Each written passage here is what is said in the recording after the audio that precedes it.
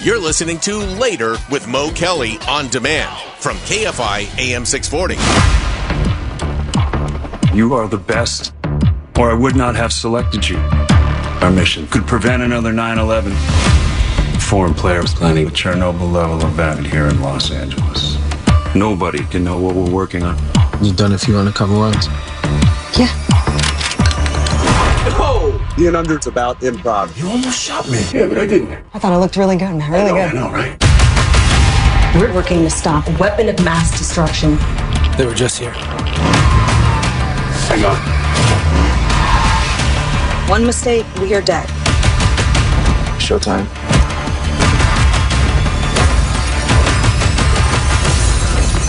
You okay? Oh, No. you care about me. No. It's very sweet. They don't play by a rule book. Why should we? I'll play this however you want to play it. Whatever the consequences. KFI AM 640 is Later with Mo Kelly. We're live everywhere on the iHeartRadio app and YouTube. An LAPD officer joins a secret task force to investigate a suspicious murder, but uncovers a sinister plot that requires the team to unite and save millions, like right here in LA. Merrick McCartha can be seen right now in the hit new Prime Video series Countdown as D.A. Grayson Valwell. But you may also know him from the CW series All-American, from Netflix's Unstable, opposite Rob Lowe. Countdown's first 3 episodes are now available, with episode 4 dropping tomorrow. It's my pleasure to welcome Merrick McCartha to the show right now. Sir, how you doing this evening? Great. Really a pleasure to be here, Mo. I have to tell you, because whenever I run into someone from Detroit, there's this almost like this secret handshake where they ask, like, what high school did you go to? Okay. I'm not from Detroit, but my mother's family's from Detroit, and she went to Cass Tech. She's watching right now on YouTube. Great. So what high school did you go to, Detroit? I went to Cass Tech. Oh, one of the best science schools in America. Yes. And now a prominent football school in America. Is that right? That's I did right. not know that. Oh yeah. They're producing them at Cass Tech. I got to ask though, because given your math and science inclination, you came from a household of not 1 but 2 Detroit police officers. What was that like growing up? Somewhat strict? They were already strict, but then making them cops, it was just. They instilled a lot of great values to me, being honest, good, hardworking police officers in town. So they were known. They graduated the same night at the police academy. And at the time, they got in amongst a wave of new black police officers in Detroit after the riots had happened, maybe a decade before that. They came in and they were part of this new wave of let's really have the police represent more of the community. And, they applied the same time and they graduated at the academy the same. I think they were the first married couple to ever graduate the academy together. Aren't there rules against that? They never worked in the same precinct. Okay. Yeah, they never worked together on anything. They were always separate, separate groups, separate precincts all the time. What type of wisdom, what type of advice were they imparting to you? Do you have any siblings? I do. Yeah, I have 3 sisters. And they're all younger. I'm the oldest. My father was a very strong, masculine, blue-collar type of guy. So he always instilled those masculine, protective instincts in me about my family, particularly my sisters. So. And what about your mother? Given that you have 3 sisters. I think my mother was stronger-willed than my father. So who wielded the hand of discipline, as I'll call it?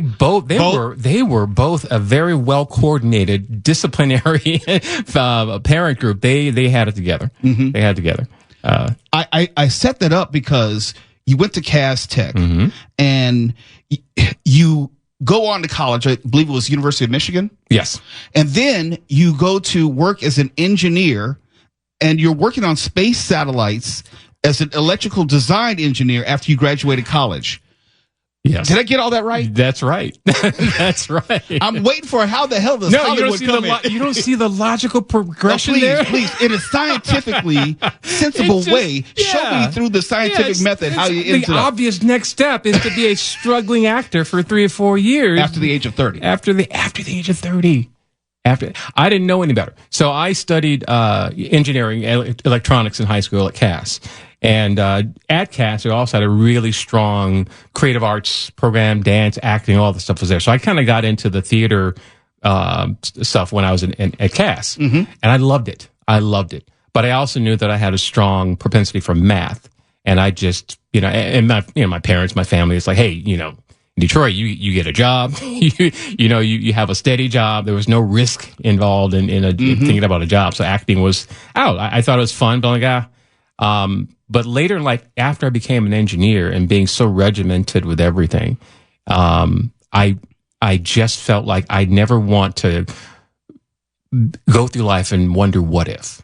But you were an engineer in California, right? Yes. Where were you working, if you're allowed to tell us? Originally it was a company called Space Electronics, and then it went to a company called Maxwell Technologies, and we designed computer systems for satellites. I feel inadequate. So I was the design engineer for this, building computer systems that were specifically designed to survive the space environment.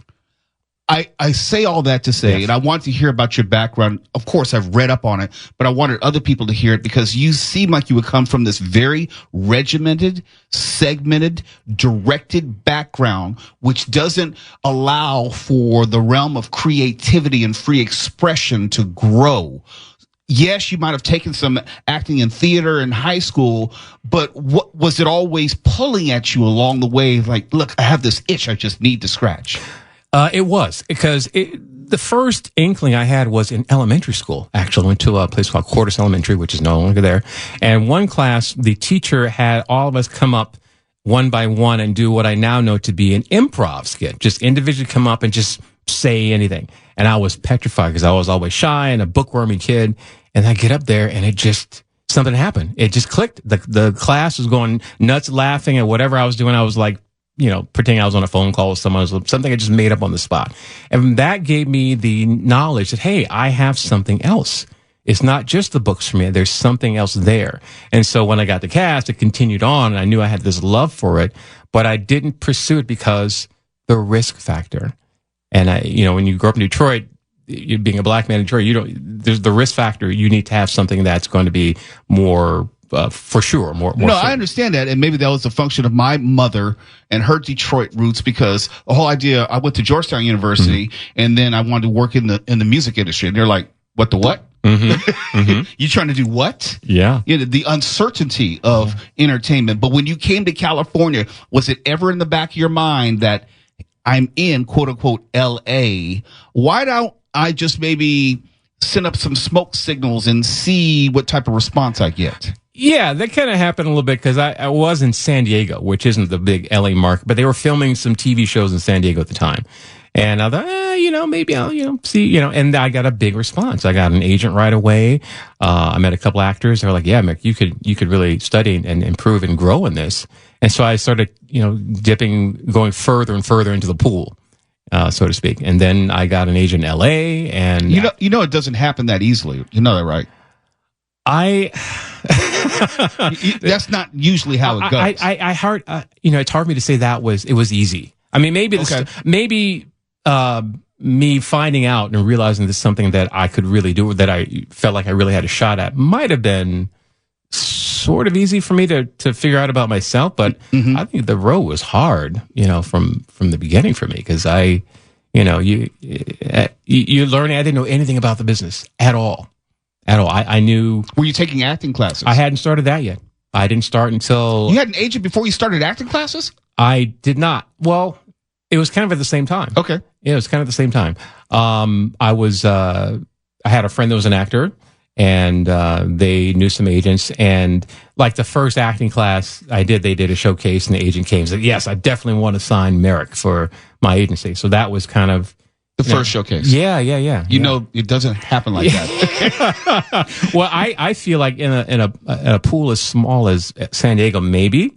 But I get that. That's okay. I hadn't thought of that before, Mo. But outsider looking in. Thank you. I know you're not an overnight sensation, but there's some things which happen starting later in the game in your 30s. it's easier for people to pass you over, it would seem. Again, I didn't know about the business well, and to know that would be a major factor. And looking back, people are like, wow, you started when? Because agents stopped signing people at 25. Hello. You know? Yeah. So, I guess maybe that sort of helped in a way that I didn't know that I was supposed to not make it after a start at 30. But I did. I felt like I wanted to go for it. It's something I truly love. And that's what's really kept me moving, throughout this whole journey. My guest right now in studio is Merrick McCartha. He is playing D.A. Grayson Valwell on the new Prime Video series, Countdown. 3 episodes are available right now. Episode 4 drops tomorrow. More with Merrick McCartha in just a moment. It's Later with Mo Kelly, KFI AM 640 live everywhere on YouTube and the iHeartRadio app. You're listening to Later with Mo Kelly on demand from KFI AM 640. KFI AM 640. It's Later with Mo Kelly. We're live on YouTube, Instagram, Facebook, and the iHeartRadio app. I'm right now in the middle of a conversation with actor Merrick McCartha. We're talking about the new Prime Video series, Countdown, and he stars as D.A. Grayson Valwell. 3 episodes are already available. You need to go check it out. It's really good, full of action and adventure from all around the world. It's a lot of intrigue. You don't know who to trust. You don't know who to believe. You don't know who's a good guy or a bad guy. And Merrick McCartha, I'm still trying to figure you out. I'm the DA of Los Angeles. I'm looking out for my constituents. Oh, so being the DA of Los Angeles means you're a good guy? Let's not talk about real life. Wait a second. It's a fun show, man. I got to ask, though, did the law enforcement aspect of your family in any way influence your character? Sure. But also the political, there were politicians in Detroit when I was growing up. And don't talk about Coleman Young. Hey, you know what? You better leave Coleman Young alone. That was the That's man a Detroit for thing. Years. Yes. Years. So yeah, I kind of model a bit off of that. But I think in general, my career, I feel like, I'm not sure how, but I play detective cop a lot. And I was on Curb Your Enthusiasm. I was talking to JB Smoot, who hangs out in Detroit all the time. And we were talking, and I was like, so what do you think? Am I pulling stuff? He said, oh man, you look like a cop. You know how JB Smoot talk. I was like, Freeze, oh man, you look definitely like a cop. So, it's something that just comes across for me. I'm not sure if it's my parents or just, I don't know. Well, let me take a quote from you to better explain that. You said acting isn't all pretending you're someone else. Acting is finding the parts of the character that are authentically you. Acting isn't lying, it's telling the truth. Mo Kelly doing the research. Yes, absolutely. So that's why I asked the question, are you pulling from somewhere, or obviously you are pulling from somewhere which is informing D.A. Grayson Valwell? Yes. I think, like you said, it's something that's truthful within you. And so I look at the circumstances where we are in this story, but I'm also working with the actual person, which in a lot of cases in this series is Eric Dane, who, he is just this steely, FBI chief, and he doesn't want to give anything of what he's thinking at all. And so that was like something I took as a personal challenge because I'm trying to get in with him, and that was a thing. And Eric himself is a legend on TV. Yes. And I'm brand new to, he's probably don't know me from Adam. And so when I'm up there acting for the first time, at least the first scenes we did, it was really that. It was that feeling of, I want Eric to know that I'm good, that I'm with him. And that was something that was honest within me that I put into the performance. Let's talk about Countdown. We played some of the trailer at the beginning of our conversation, and we know that there is an undercover agent who was killed in broad daylight. I'm just telling you a little bit of the first episode. And then there is this task force, which has brought together this interdepartmental task force. You got some FBI people, you have an LAPD contingent who've all been brought together to figure out what happened. And then in trying to figure out what happened there, a whole nother story unfurls. Yes.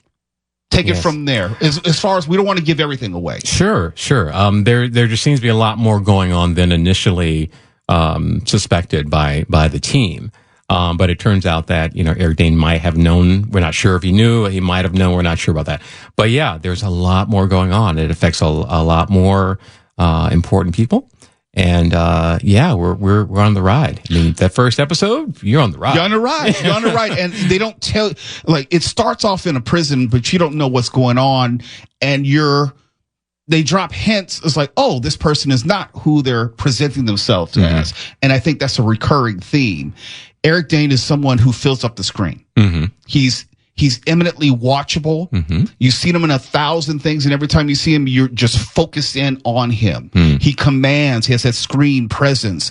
But I'm not so sure about him. His character in this, that he's on the up and up. I'm only 3 episodes in, but you know. Yeah, good points. Good observations there, yeah. I'm just saying. I trust no one. Yeah, it's got that. It's got that element where you really aren't sure what. Aren't sure. Who. I mean, yeah, there's certain characters that turn out to be not on the side of good, and this show takes you through finding out who these people are and aren't. And you're going to have your suspicions, and that's just part of this ride that the show takes you on. Obviously, Jensen Ackles is an actor I enjoy. I saw him more recently as Soulja Boy in The Boys. And it's like, you recognize him, it's like, oh yeah, I remember him from The Boys. And he has a lot of dry humor. You know, he says all the inappropriate things, and it makes it fun. I say that to say how much improv is going on. Oh, a fair amount. Okay. Fair amount. I mean, I didn't shoot really any scenes with, but I talking to him and seeing what he's saying about the show. Fair amount.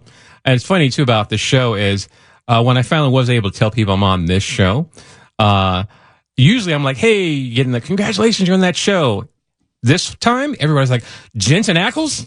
That was it. It was like Jensen Ackles, exclamation point, question mark. That was the response. He is the star of the show, and he carries it very well. He leads this crew, this cast. And he's just a great guy all around. I met him on set for the first time, and he couldn't be more generous.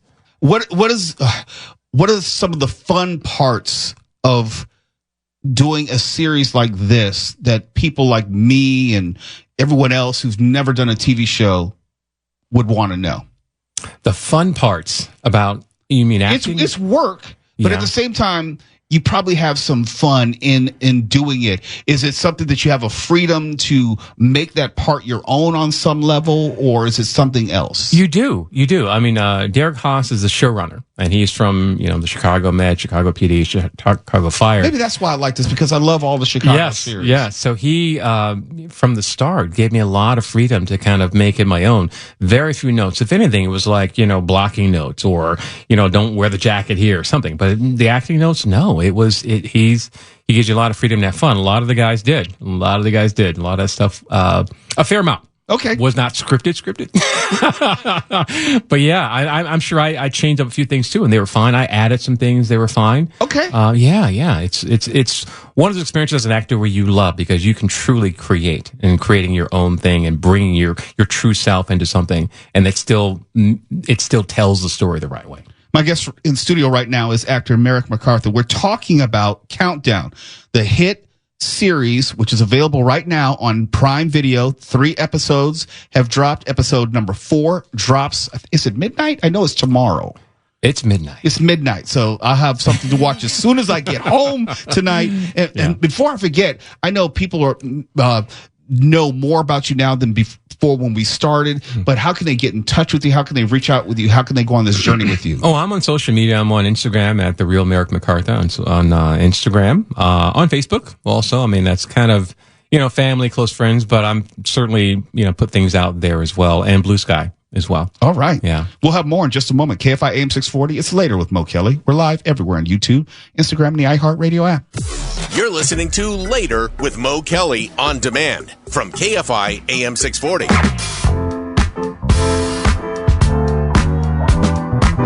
KFI AM 640. It's Later with Mo Kelly. Live on YouTube, Instagram, and the iHeartRadio app. And my guest in studio is Merrick McCartha. We've been talking about the new Prime Video show. It's really good. Countdown. And 3 episodes have been released. Episode 4, we've been going back and forth. Is it like midnight? Is it about 9 p.m., which is midnight on the East Coast? But it'll be available by tomorrow. Yes. So watch the first 3 episodes if you haven't already, and then you'll be ready for episode 4. But your backstory is just fascinating to me. Not only did you arrive at this point point later in life, not only do you have some common roots with me, what is this, I'll say this, I don't want to call it obsession, but this fascination with Kung Fu. Oh, really? So, you should know this. In Detroit, growing up when I was a little Kung Fu kid, is huge. my cousins and I, we would take the bus to the Fox Theater, which is downtown Detroit. You have to tell me. And they had like a Kung Fu theater. Yeah. Yes. They had a 3 picture, but you could be there all day. You paid $1 and you could be there all day watching Kung Fu movies if you wanted to. And so they had like the Shaw Brothers movies and, it's been a thing. And I think maybe since I was a little kid, because at the time when I was a little kid, my dad took me to see, I think it was Game of Death. And Game of Death had been released like 73? Yeah, but I think it had been released already. But it was a thing where every year they would show like Game of Death or whatever, the Enter the Dragon, in the theater in Detroit. And there would be a line around the block every year. Everyone, it was like a thing to do, to go see the Bruce Lee movie. So from then I was hooked. So when I got to be a little bit older and my cousin and I'd go to the Fox Theater and watch Kung Fu movies, that was it. It was interesting and it looked cool. And, it was like fighting, so cool fighting. So I always wanted to study Kung Fu since I was a little kid. But there were no Kung Fu schools in Detroit when I was growing up. But you eventually found your way. But I eventually found my way. I moved to San Diego, and there's a couple of Kung Fu schools down there, one in particular that I went to. And it's Shaolin Green Dragon Kung Fu. And I started studying, again, as an old man, not old, but over, in my 20-somethings. That's a beautiful thing. And I want to live my life in a way that when all is said and done, I want to be able to say that I don't have any what ifs. I wonder what if, or I wish I would have. Right. I can say I've done it. May not have even liked it, but I can say that I've done it. I've experienced it. I've pushed myself to it. And martial arts has always been one of those things for me. Yeah. It's there's a beauty to it. Elegance is entertaining, but it's also, it's a life philosophy as well, as I learned as I studied it. So yeah, I agree with you. It's been a favorite life. So that means we need to get a role for you in which you're a detective or a and I'm DA. fighting Michael Jai White, if I can Hey, he's been a guest on the show. We can get on the phone. Yes. Okay. So that's a part of your wish list as far as what possibly you would want to do in the future. I would love to star in a major production in a martial, in some sense. Yeah, that I would. I think for me, my demeanor, it would be a surprise that I knew Kung Fu. If you're one of those guys, oh shoot, this dude knows Kung Fu. Well, can't you just go up to the director and say, hey, is there any way that you could just write in like a little choreography, Kung Fu choreography, where maybe Eric Dane comes here and he tries to make a move on me and I kick him in his face or something? Yeah, let me see how that would play out. Let me see. I mean, Eric's a pretty savvy dude. I wouldn't doubt he has some moves already, but it wasn't in the vein of the show for me to do that. You've got, people like Uli and Keontae, those guys, and Jessica Camacho, and, they can get down. Oh yeah. Violet Green. I mean, they know how to do it. So, but my character, I'm a politician. I use my words, my those are your skills weapons. of persuasion. Yeah. Before we get out of here, we close out this conversation. I know you can't give away where the totality of the Countdown storyline goes. Has there been any discussion of renewal at this point? It's been discussed. Okay. It's been discussed as to whether or not there will be a season 2. Absolutely. I'm sure that Eric is down and Derek Haas is down. So, and everyone else is down, I'm sure, to do the season 2. I know it could be hard though, because you put all this work into this season. And I know this is more just emblematic of the landscape of streaming or even broadcast television, where tomorrow's not promised in a creative sense. And and I know when I watch a series, I get emotionally attached to not only the characters but also the show, the storyline. You talk about the Chicago shows. I'm emotionally attached to all of them, but I've also been lucky enough, like all the other fans, to know that there's another season. There are plenty of seasons. And do you here's the question. Do you as an actor get emotionally attached to the characters, or are they disposable to you? It's like, oh, it's just a job, move on to the next one. Oh, no, I'm attached to the characters. Yeah. Because for one, they're part of me. Like really, that's how acting works. That you're putting yourself into this. So you can't really let it go. And if something that's been moving you throughout the performance, whether it's on screen or on stage, you take it with you. There's plays I've done a decade ago that I still take with me. So I mean, you could probably try to push it aside, but there are things you're going to take with you. And that's one of the beautiful things about being an actor. That's one of the things that you'll take with you, but I want you to leave something here, because I know someone is listening right now who's either at the beginning of his or her career or maybe a little bit later in their life and thought about this as a career as you did. What would you recommend to him, her, they, them, whoever? I think I always say to remember that this is a journey, and don't expect to come in, making a big splash where you're like the next Will Smith all of a sudden.